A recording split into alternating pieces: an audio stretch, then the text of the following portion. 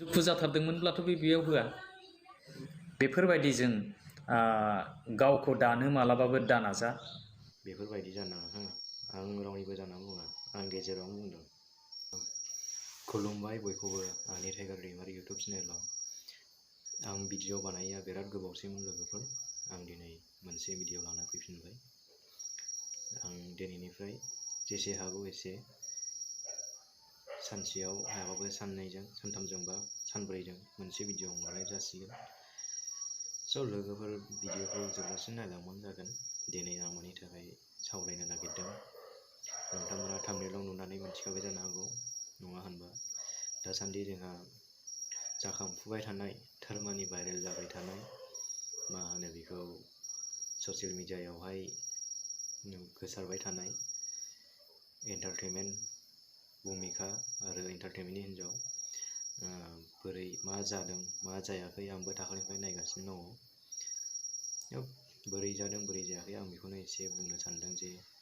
आरो दहाय आं मोनसे भिडिअ नुदों आं बे भिडिअनि क्लिपखौहाय देखायनाय जागोन स' भिडिअखौ जोबजासिम नायलां बेनि थाखायनो आरो चेनेलाव गोदानबा चेनेलखौ साबस्क्राइब खालामना लोगोफोर नैबे टाइगार दैमारि इउटुब चेनेलखौ बयबो सापर्ट खालाम अननानै आं हाजासे बेबायदिनो नाजालांगोन नोंथांमोननि गेजेराव भिडिअ लाबोबाय थानो बेनि थाखायनो चेनेलखौ साबस्क्राइब खालाम आरो भिडिअखौ शेयार खालामनानै हो लोगोफोर दिनै जाबायदि खालामलांबाय जे ससियेल मिडिया होनबा माबायदि ससियेल मिडियाखौ थारमानि मारै बाहायनांगौ मारै बाहायनाङा बेखौ मिथिनानैबाबो बुजिनानैबाबो दिनैहाय बेबायदि गाज्रि राव बाहायबाय मारै बिदि जाखो जेनेबा बेफोरबायदिथ' जानो नाङा बेफोरबायदि भाषा बुंनो नाङा ना दिनै उन्दै गेदेर नायजोबो बे ससियेल मिडियायाव बैफोरबायदि उन्दैफ्रा सोलोंनायसो जागोन माथो दिनै नोंसिनि जादों जायाखै न'खराव मानो ससियेल मिडियायाव बेबायदि गाज्रि भाषा बुंनांगौ एन्टारटेनमेन्टआ एसे जाद्रायाखै बेबायदि गाज्रि भाषा बिदिबायदि ससियेल मिडियायाव गावनि कल रेकर्डिं बेफोरबायदिखौ होनाया जा जादों गावसोर सिङावनो रायलायलायनानै गामिनि मानसि दं गामिनि मानसिजों रायलायनानै फोजोबनांगौ मानो ससियेल मिडियायाव बेबायदि मानो होनांगौ इउटुबाव फेसबुकाव दिनै बेखौनो आं बुंनो सानदों बेफोरबायदि जानो नाङा बेफोरबायदि जायोबा सोलोंगोन उन्दैफ्रा बे एन्टारटेनमेन्ट नामा बेनि थाखाय आं दिनै फिसालानि सिगाङाव ओरैबायदि अपमान जानांबाय जे आं फिसालाखौ बुंदोंमोन बाबा मबाइलखौ लाबोलाय फिसालाया लाबोनायावनो बोरै जे फेसबुकखौ सेरफ्लांखो बे समाव ओरैबायदि माने बिनि बुंनाय रावा जायनिखि ससियेल मिडियायाव दा गोसारनानै दं ओरैबायदि माने खोनासंथावै मुगैथाव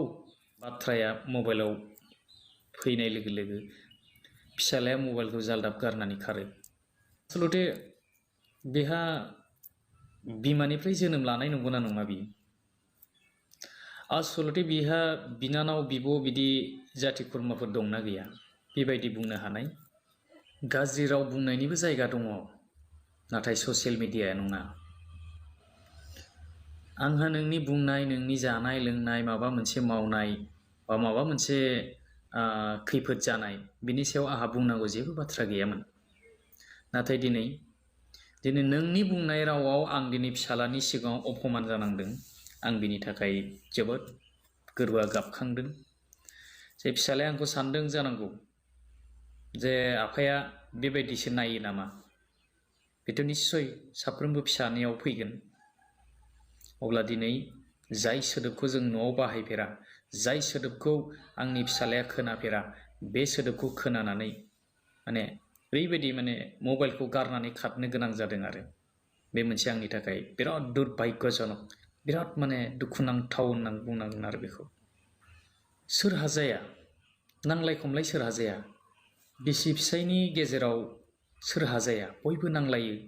हाजार नबेल बान्था मोननायानो जाथों सान्तिनि नबेल बान्था मोननायानो जाथों बिसोरबो नांलायो नाथाय नोंसोरनि बायदि बिदि देखायनाय नङा ससियेल मिडियायाव नांलायनाय नङा। एसेबां गिदिर जाबायना नों ससियेल मिडियायाव भाइरेल जालायनो ना बे मोनसे प्रि प्लेनिं? आंथ' बेखौ प्रि प्लेनिं होननानैसो सानो जे भाइरेल जानांगौ, फेमास जानांगौ, बयजोंबो मिथिजानांगौ, बयजोंबो नायजानांगौ, बेबायदिसो साननानै लादों आं। आरे नाङा, नोंनो बेखौनो नांथारला, जेनेबा नों बेखौ नांला, आयेन दङ, आयेननि खाथियाव थां, कर्ट दङ, डाइभर्स खालाम, बास जोब्बाय। आरो नोंगौ बेफोरबायदि हंगारोबालाय बुंजाखागोन, गावखौ मा होनो गावनि चेनेलखौ ग्र' जाजानो थाखाय बिदि हंगारदों, फेमास जानो थाखाय बेबायदि बानायना हंगारदों, बेफोरबायदि होनजाखागोन। मानो होनजाया जानो? दिनै बेफोरबायदि भाषा खोनानांगौ नामा सानफ्रामबो नोंसिनि बेफोरबायदि गाज्रि भाषा रायलायनायखौ, नांलायनायखौ इउटुबाव उन्दै गेदेर गासिबो नायजोबनांगौ नामा? बेफोरबायदिथ' जानो नाङा ना। मोजां सानै हयै मोजां रायलायनानै फोजोब। नोंसिनि भिडिअ बानायनायखौ जों जेबो बुङो, जेबो बुंनांगौ गैया जोंहा। नाथाय मोजां कन्टेन्ट बानाय, मोजां कन्टेन्ट। मानो बेफोरबायदि गाज्रि भाषा राव बाहायनायखौ मानो इउटुबाव हगारनांगौ, फेसबुकाव हगारनांगौ मानो? बेफोरबायदि जानो नाङा। आं रावनिबो जानानै बुङा, आं गेजेरावनो बुंदों।